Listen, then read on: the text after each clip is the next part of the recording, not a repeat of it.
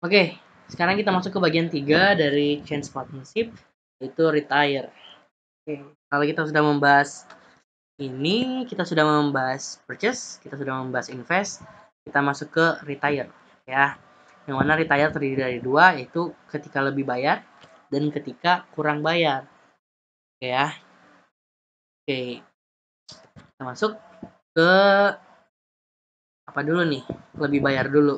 Pay-nya lebih gede, lebih besar daripada capitalnya, ya. Nah, pendekatan yang pertama adalah situasi yang pertama, bonus dialokasikan kepada retiring partner atau ke partner yang keluar, ya. Yang namanya bonus juga pasti nggak akan ada revaluasi, ya. Nah, apa yang pertama dilakukan? Identifikasi dulu ini kasusnya ya. Kasusnya ini penyelesaiannya adalah ini, nama ini nih, ya. Oke, kita hapus dulu ini, kita hapus dulu ini. Oke, di sini katanya Mr. C, mohon maaf, Nyonya C, ya, yang merupakan bagian dari persekutuan AB itu keluar. Nah, yang mana capitalnya itu 80 dengan memiliki kepemilikan 40%. Capitalnya 80 tapi dibayarnya lebih gede nih, 92. Nah, lebih besar kan? Maka nanti hasil akhirnya akan seperti ini, tinggal 2 sekutu aja gitu. Nah, bagaimana cara perhitungannya?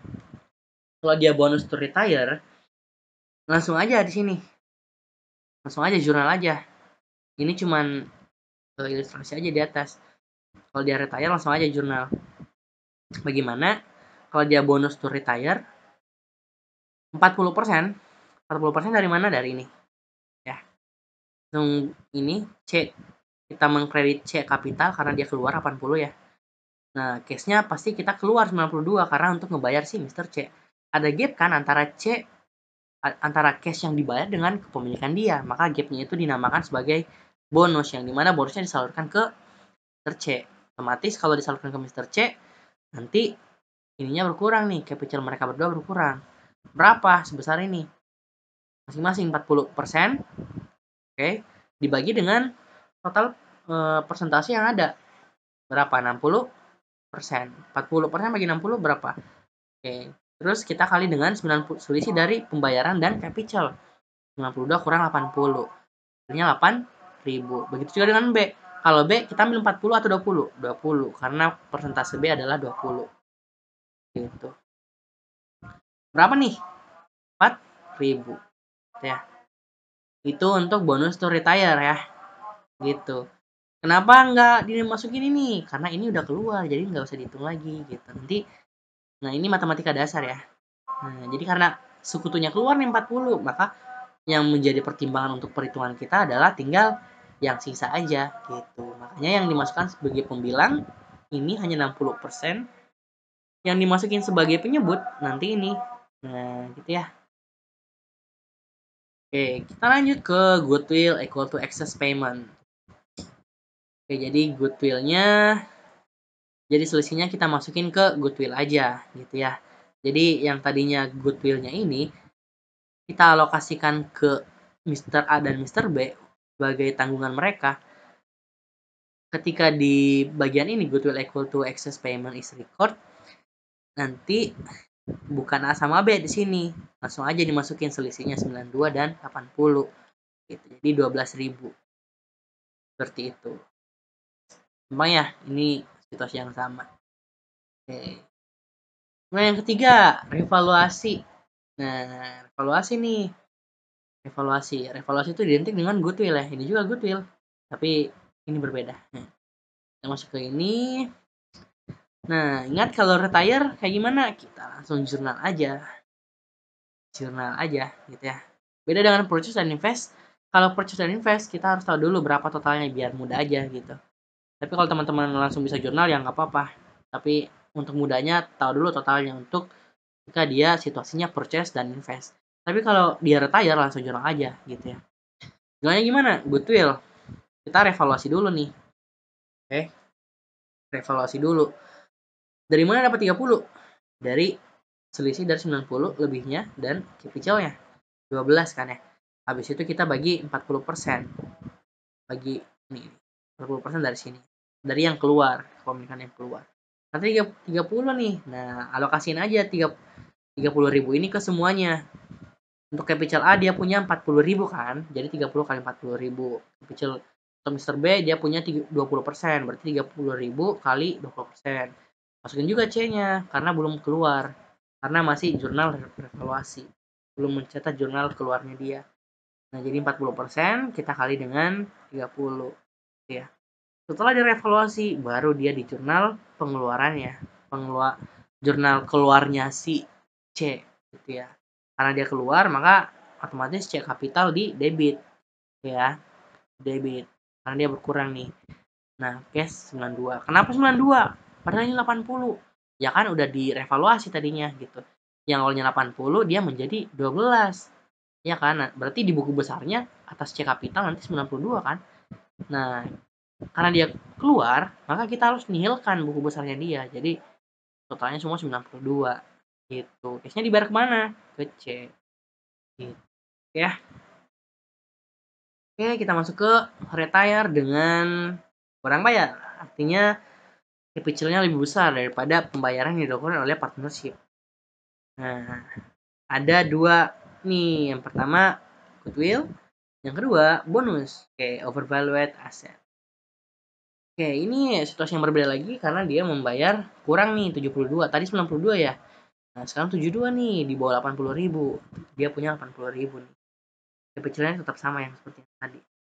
Oke, ingat kalau retire langsung jurnal aja, nggak usah hitung total kapitalnya lagi. Jurnal aja gitu. Nah, karena dia overvalued asset written down, karena dia lebih kecil ya, maka nanti atas kekurangan bayar ini dialokasikan ke ini nih. Yang ini. Jadi ABCD. Kalau yang tadi, kalau yang ini goodwill-nya dialokasikan ke ini biar capital ini bertambah, tiga-tiganya bertambah. Karena dia kurang bayar, maka capital mereka dikurangin gitu. Besar berapa? Selisihnya berapa? 80 dan 72. Berapa tuh? 8.000 ya, 8.000. Kita bagi dengan proporsi Mr. C yang keluar, 40.000. Ini berapa? 20.000. Ini net aset artinya jadi ketika melakukan revaluasi ada beberapa aset yang dilakukan revaluasi. Gitu ya. Ada beberapa aset yang tertentu yang dilakukan. Jadi beberapa aset tertentu dikurangin nilainya gitu ya. Nah, sehingga asetnya berkurang, nilai asetnya berkurang, nilai capitalnya juga otomatis harus berkurang. Gitu. 20.000 ini dialokasikan ke A berapa? 40 ya. C berapa? 20. 20 kali 20 4.000 kan ya. Nah, C 40%. Jadi 8.000. Setelah revaluasi baru nih catat jurnal pengeluaran dia. Jurnal keluarnya si C ya. C kapital 72. Kok 72? Tadinya 80. Ya, iya karena sudah direvaluasi 8.000. 80 kurang 8.000 72 kan. Di buku besarnya 72 nanti karena sudah dievaluasi. Nah, jadi jurnalnya seperti ini. Ya. Oke. Yang terakhir. Kita yang terakhir. Nah, dia kurang bayar tapi pengen menggunakan pendekatan bonus. Yang dimana bonusnya dialokasikan kepada partner yang masih melanjutkan persekutuan tersebut. Nah, lanjut aja.